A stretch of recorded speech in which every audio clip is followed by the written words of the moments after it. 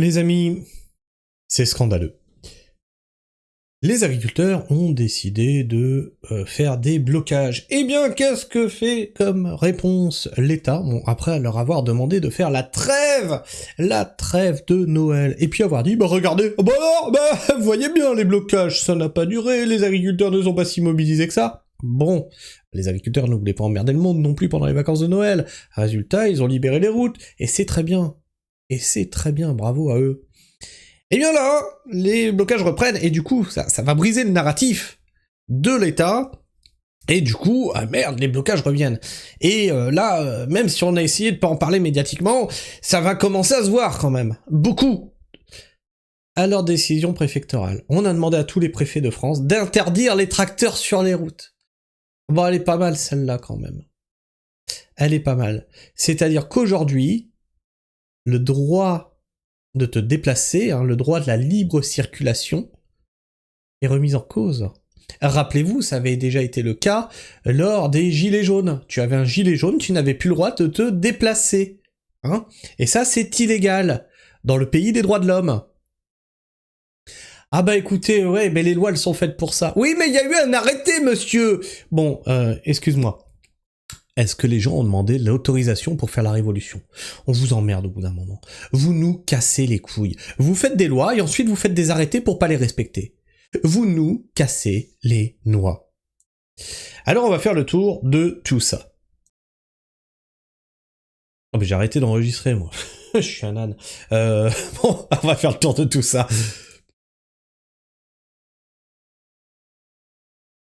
Scandale en cours. Hier soir, plusieurs préfets de France ont signé en douce, un arrêté nous interdisant de manifester avec nos tracteurs sur les routes. L'heure est grave, ils n'éteindront pas notre colère par la répression. Et donc il y a une grosse affiche, scandale, plusieurs préfets interdisent les tracteurs sur les routes, résistance paysanne. Donc il y a un extrait de l'arrêté préfectoral. Ah tiens, qu'est-ce qu'il y a en dessous? Je ne vous soutiens pas, vous n'avez jamais été présent aux autres manifestations, notre alimentation n'est plus française, et pour la viande, je n'ai pas les moyens d'acheter en boucherie, en supermarché, oui, mais c'est mauvais, mais empêcher de manifester, c'est pas acceptable. Alors, ça c'est pareil, c'est le fameux « oui, ils étaient pas là pendant les gilets jaunes ». Ah bon? D'accord, parce que t'as pas vu de tracteur, en fait, ok. Donc il y avait pas de boulanger non plus. Ah bah t'as pas vu le mec venir avec son four à pain. Il y avait pas de maçon non plus. Bah t'as vu une bétonnière, toi? Il y avait pas d'électricien non plus. Bah quoi, t'as vu des câbles électriques? Bah alors, il y avait pas d'électricien. Il y avait pas de gens du BTP. Bah ouais, t'as pas vu de pelleteuse. Bon. En fait, il y avait des agriculteurs. Déjà, on va reprendre les choses dans l'ordre. Il y avait des agriculteurs, pourquoi? Bah parce que déjà, rien que sur mon point de blocage, j'y étais, avec mon épouse. Et il y en avait 3 autres. Dans le moment où je pouvais y être. C'est-à-dire qu'il y en avait certainement d'autres. Donc rien que sur mon point, il y en avait 4. Alors tu vas me dire, oui, mais tu es un cas exceptionnel. Ok. Alors médiatiquement, il y a eu des trucs aussi. Quand justement les arrêtés préfectoraux, ça a été loi anti-cabanisation, là. Vous n'avez pas le droit de mettre une cabane sur un lieu public. Qu'est-ce que vous ont dit beaucoup d'agriculteurs? Viens, mets ta cabane en palette, là, sur le bord de ma parcelle. Comme ça, vous aviez la cabane, où vous pouviez vous réunir, prendre un café, etc., à côté du point de blocage. Qui est venu sortir vos bagnoles embourbées, parce que vous n'aviez pas d'endroit où vous garer, donc on se garait un peu n'importe comment?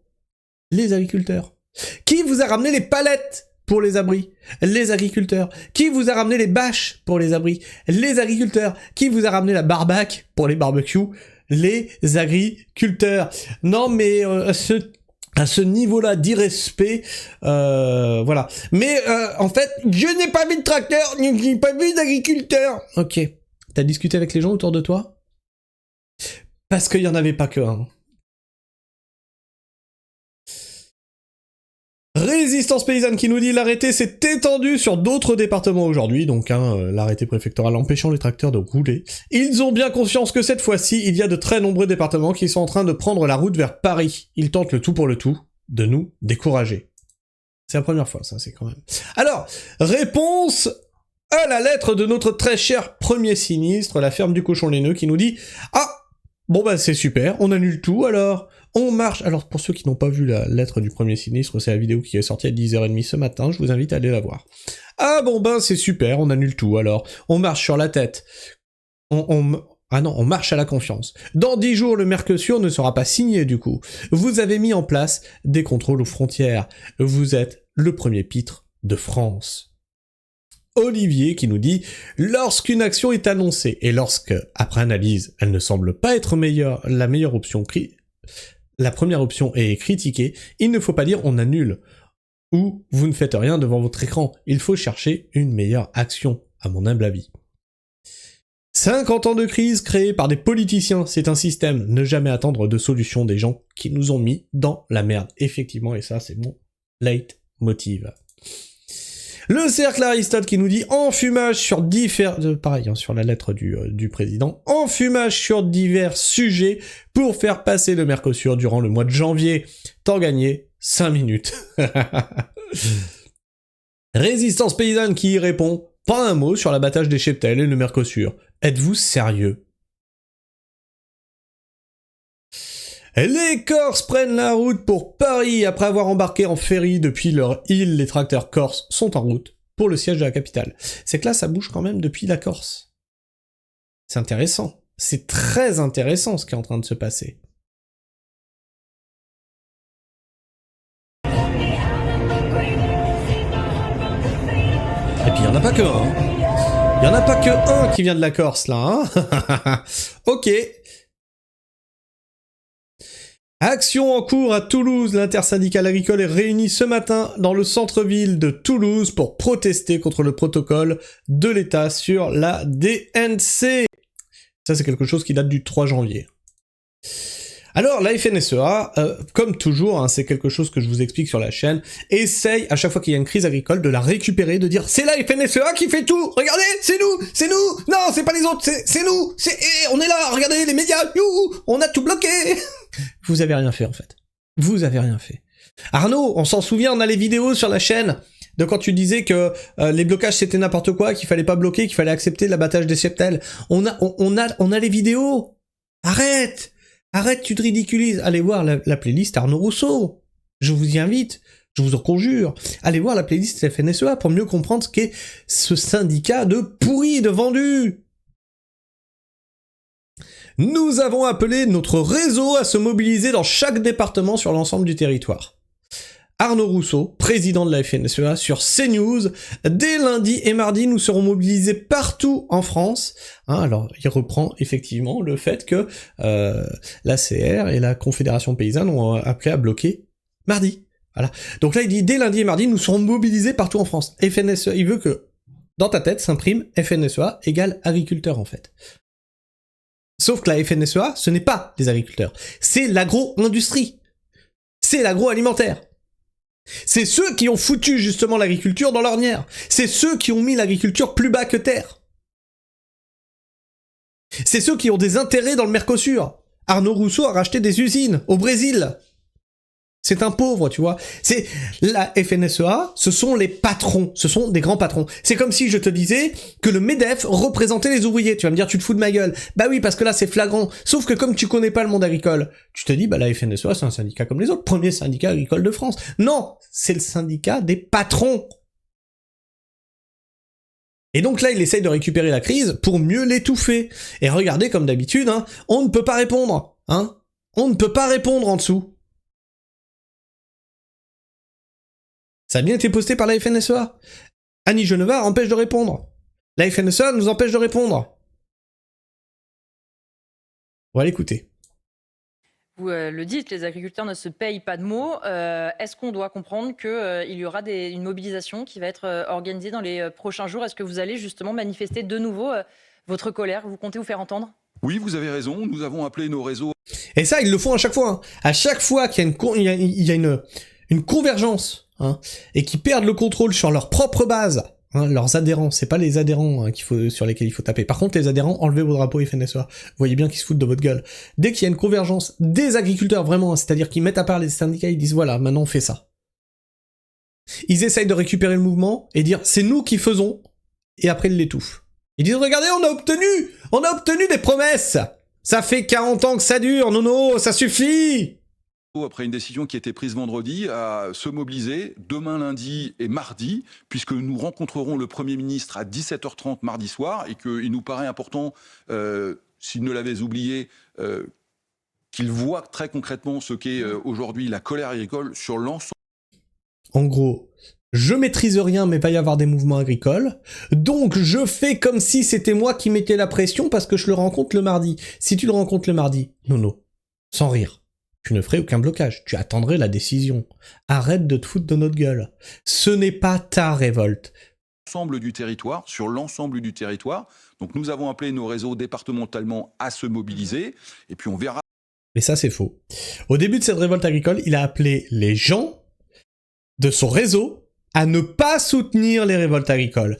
Il y a 2 ans, il a appelé les gens de son réseau à ne pas se joindre à la coordination rurale ou à la confédération paysanne. Nono, ça suffit. Tu ne trompes plus personne, sauf ceux qui sont abreuvés à BFM VC. Ce qui nous dit mardi soir, et puis on a un deuxième rendez-vous d'importance en fin de semaine, puisqu'on nous annonce une hypothétique signature du Mercosur, et qu'évidemment, ce serait une déflagration pour le monde agricole qui se défend depuis des années sur ce sujet. Nous étions nous-mêmes à Bruxelles le 18 décembre, moment où la présidente Mme von der Leyen entendait monter dans l'avion pour aller signer le Mercosur. Ça a été reporté notamment parce que la France, l'Italie, l'Autriche, la Pologne et d'autres se sont mobilisés. Mais il faut qu'on aille plus loin, et pour nous, c'est toujours non. Nous n'accepterons jamais de voir importer en Europe des produits qui ne respectent pas les normes européennes.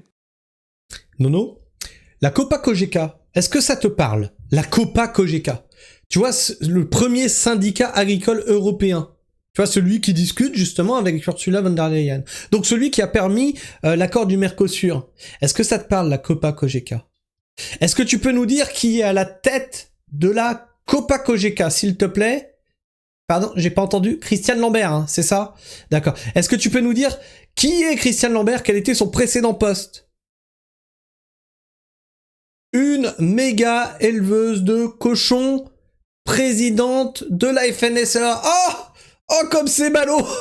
Oh merde! Vous en avez pas marre de vous foutre de notre gueule?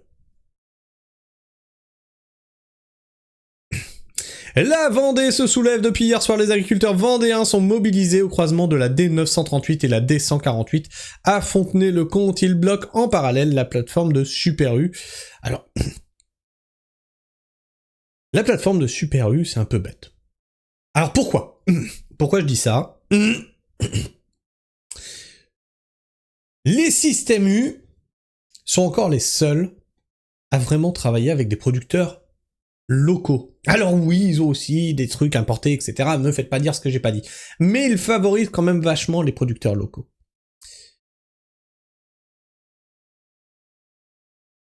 Mobilisation en cours dans le 31. Aidés par le BTP, les collègues agriculteurs de Haute-Garonne sont actuellement mobilisés à Sainte-Foy de Pérolière, où ils bloquent un rond-point. Alors peut-être qu'ils vont aussi interdire les camions du BTP de rouler, les préfets, on sait pas. Tout est possible dans ce pays, c'est devenu dingue.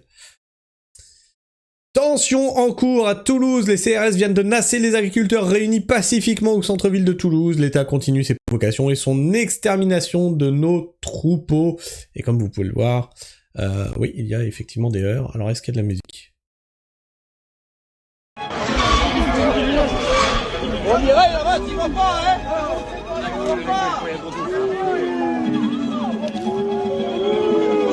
Vous voyez que les gens ils sont pacifiques, et ils se font pousser avec le bouclier, voilà, ils sont juste là, ils attendent. Il y a aucune action malveillante, regardez bien, jusqu'à ce que les forces du désordre interviennent. Alors, ils poussent comme des connards. C'est-à-dire qu'aujourd'hui, la seule réponse de l'État est de taper. Voilà, taper. Voilà. Alors, Résistance Paysanne qui nous dit pas un mot sur l'abattage total ni sur le Mercosur, il se fout de notre gueule.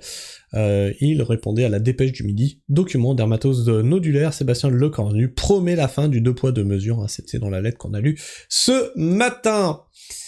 L'A51 bloqué pour une durée indéterminée. Depuis 2 jours, des agriculteurs non syndiqués bloquent l'autoroute A51 au col de Faux, près de Monestier de Clermont dans l'Isère. Vous voyez que les blocages sont forts. Annie Genevard qui prend la parole. On a très envie d'écouter notre ministre, notre sinistre de l'agriculture. Pourquoi je peux pas mettre de pause? Ah, on va rafraîchir cette page, c'est étrange. Pourquoi pas? Tu reviens? Bah parce qu'on a très envie d'écouter Annie Genevard quand même. Alors, reviens s'il te plaît. Reviens parmi nous, le petit chat. Minou minou. Alors, Résistance Paysanne qui nous disait « Mais pourquoi donc Annie bloque la possibilité de commenter ses posts à propos de la dermatose nodulaire ?» Sûrement la vérité qui fâche. Effectivement, tiens d'ailleurs, ça me fait penser. Si on allait voir notre très cher Nono, ce qu'on n'a pas fait, c'est ça. Voir les citations. C'est toujours intéressant. Honte totale à Arnaud Rousseau, président de la FNSEA et du groupe Avril, investit massivement au Brésil pour le Mercosur. Tu vois, tu trompes plus personne dans le monde paysan, Nono. Tu es grillé. Oui, contre la signature du Mercosur, mais la FNSEA doit arrêter la chimie synthétique, mettre un moratoire pour une agriculture régénérative. Vous vous faites massacrer, c'est pour ça que vous bloquez les commentaires. La traîtrise et FNSEA, mensonge, la FNSEA est celle qui a fait capoter les revendications des agriculteurs. N'apporterons pas de nourriture dont nous ne voulons pas, total soutien à nos agriculteurs. Bref, vous ne trompez plus personne, la FNSEA. Alors on va revenir sur notre très cher Nunuche Genevard, qui nous dit...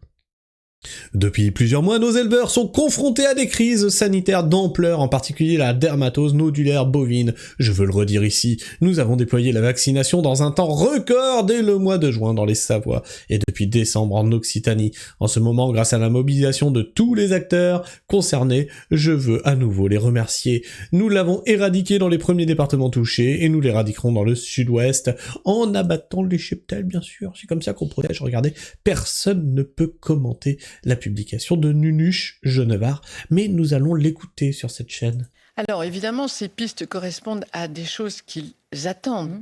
Et je reprends l'exemple des substances, des denrées importées qui comportent des substances interdites. Ils le demandent depuis longtemps. C'est une prérogative de l'Union européenne, mais si elle ne le fait pas, il nous appartient de le faire et de demander à l'Union européenne de la généraliser, de la valider pour l'ensemble du territoire. Les agriculteurs aujourd'hui crient leur détresse. Non mais attends, aujourd'hui ils crient leur détresse? C'est aujourd'hui que tu t'en rends compte? Nunuche, s'il te plaît. Pas à nous. Lorsqu'ils ont le sentiment qu'ils ne sont pas reconnus. Ils travaillent dur, ils gagnent peu. Pour pas grand-chose. Et lorsqu'ils sont menacés à l'international par une PAC qui risque de diminuer. Pardon, ils sont menacés à l'international par la PAC? Non, ils sont menacés à l'international par le Mercosur, par vos décisions de merde. Ils sont menacés par tout ce que tu as fait voter, en fait. Arrête de te foutre de nous. Voilà. Non, mais ils sont menacés, mais c'est pas... En fait, nous, on n'y est pour rien, tu vois, ça nous est tombé dessus, comme ça, un matin, on s'est levé, on s'est fait « Oh merde, dis donc le Mercosur, on importe des trucs, oh, j'étais pas au courant. » Et arrête de te foutre de notre gueule, s'il te plaît. Un viticulteur père de famille s'est suicidé samedi à Saint-Ysan-de-Médoc en Gironde. Pensez pour sa famille. La colère continue de monter dans les rangs face à la détresse agricole bien réelle malgré ceux qui tentent de prétendre le contraire. Appel à la mobilisation nationale, donc dans le 33. Direction la M7 à l'appel de la coordination rurale. Des convois se dirigent sur la M7 pour un blocage à durée indéterminée au niveau de Pierre-Bénite dans le 69. Bien, nous allons regarder ça. Est-ce qu'il y a de la musique? On sait pas.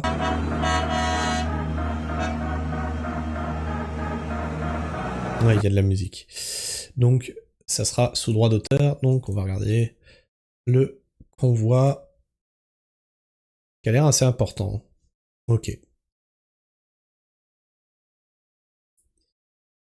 La 54, bloquée, les agriculteurs du Gard viennent de bloquer l'entrée de la 54 au niveau de Garon, dans le 30, la Gazette de Nîmes. Et comme vous pouvez le voir, il y a quand même quelques tracteurs. Ça ressemble pas mal à ce que les Gilets jaunes avaient fait, mais avec des tracteurs en fait. Hein. Bloquer les ronds-points, bloquer les axes. Et apparemment, en parallèle, ça monte aussi sur Paris.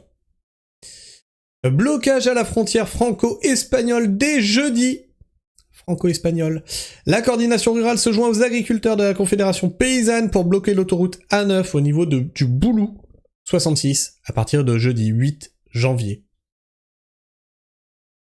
L'intersyndicale agricole Auvergne est réunie depuis ce matin sur la M7 pour un blocage indéterminé. Bref, vous voyez que d'un côté, il y a un blocage qui se met en place, un blocage de tout le pays, hein, un blocage de toutes les autoroutes, etc., tous les axes de livraison, en fait. Non, c'est pas le peuple qu'ils essaient d'emmerder, c'est de faire clairement le siège de Paris. C'est-à-dire qu'on bloque les axes principaux, et de l'autre côté, d'après ce que je vois, d'après ce que je commence à percevoir, donc on bloque les axes principaux, on bloque les préfectures, et dans le même temps, il y a un convoi qui monte encercler Paris. Est-ce une bonne stratégie ?